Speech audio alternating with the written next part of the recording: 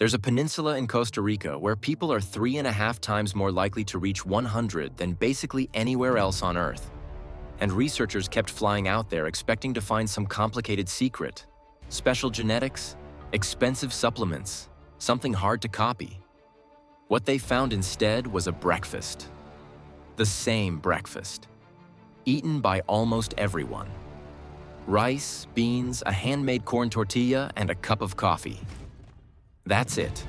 So why is that plate of food doing something that no modern diet protocol has been able to replicate? Here's something that should bother you a little.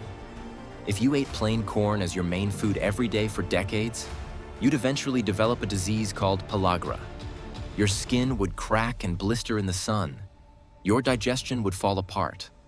Eventually, your thinking would get foggy and confused.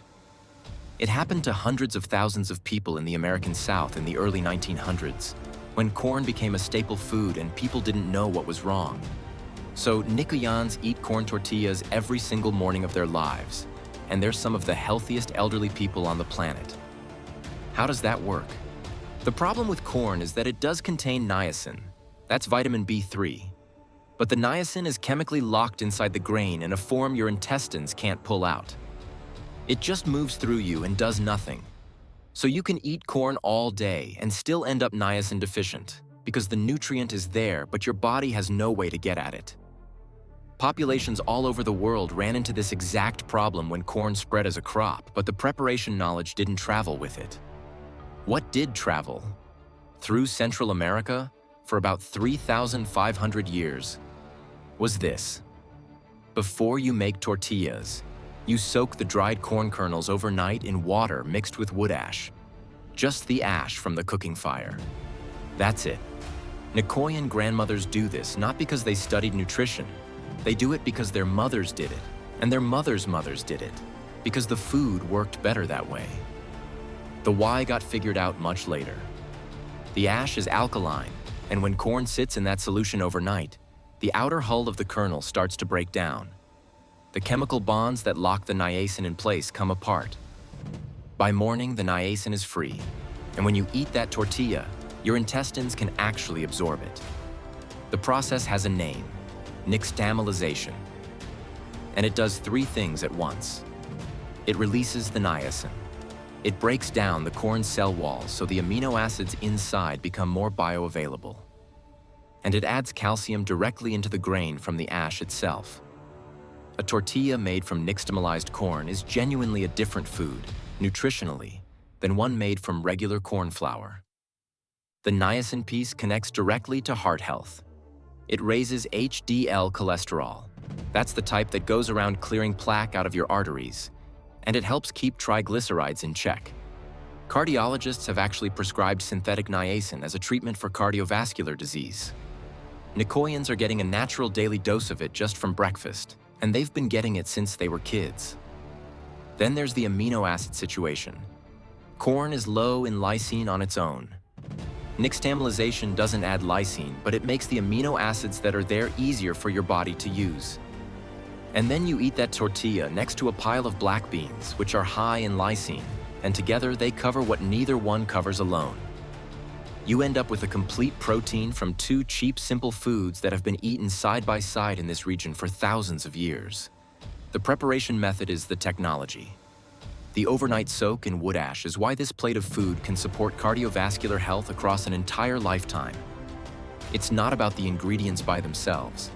It's about what they become after that process. And that's just the tortilla. The coffee is doing something completely different, and it starts working within about 20 minutes of the first sip. The water in Nicoya isn't special in any way you'd notice. It doesn't taste different. Nobody treats it or filters it or adds anything to it. It's just groundwater. But that groundwater happens to be naturally high in calcium, and that one boring geological detail turns out to matter enormously when you're cooking beans in it every single morning for 80 years. Here's why it matters. After your mid-30s, you start losing bone density slowly. That's just normal aging. But if your calcium intake is consistently low, that loss speeds up, and you end up with bones that break under ordinary stress. Hip fractures in older people are a serious problem. not just because of the fracture itself, but because the recovery is hard and the immobility that follows tends to trigger a whole chain of other health problems. It's one of the more common things that starts a rapid decline in elderly people. The recommended daily calcium intake is around 1,000 to 1,200 milligrams. Most people in wealthy countries try to hit that through dairy, or calcium supplements, or fortified foods. Nicoyans aren't doing any of that on purpose. But when you cook dried beans in calcium-rich water, the beans absorb calcium from the liquid as they hydrate and soften, so the food itself carries the mineral in. The Blue Zone's researchers who studied Nicoya actually flagged the local water quality as a specific longevity factor, which is unusual.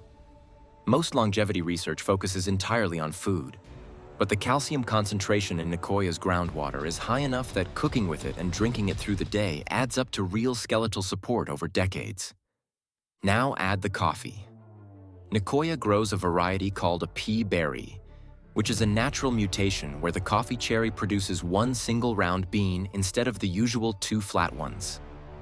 The bean ends up denser, the flavor is more concentrated, and the antioxidant content is higher. Nicoyans roast it strong and drink it with breakfast. Coffee's main antioxidants are called chlorogenic acids, and they work against oxidative stress, which is one of the core drivers of cellular aging and chronic inflammation. But there's also just the caffeine. It bumps up your metabolic rate short-term, improves insulin sensitivity in the hours after you drink it, and has been connected in multiple long-term studies to lower risk of type 2 diabetes and Parkinson's disease. Drinking it alongside a meal that already has beans and rice in it also slows down how fast glucose hits your bloodstream, so instead of a blood sugar spike, you get a more gradual rise. Nobody planned that combination for metabolic reasons. It's just what the meal looks like. But the effect is real. There's one more thing on the table that's easy to overlook. A fermented condiment called chilero. Vinegar-based, made with hot peppers and carrots, left to ferment. It's probiotic, it's anti-inflammatory, and it sits right next to a meal that's already very high in fiber from the beans. More fiber plus more diverse gut bacteria equals better nutrient absorption and better immune function. The research on gut health and longevity is still being worked out, but the pattern keeps pointing the same direction. So the full breakfast, nixtamalized tortilla, gallo pinto cooked in calcium-rich water, pea berry coffee, chilero on the side, is a system. Each piece is doing a specific job. None of it was designed that way. All of it was arrived at by people just eating what was around them and, generation after generation, living longer because of it.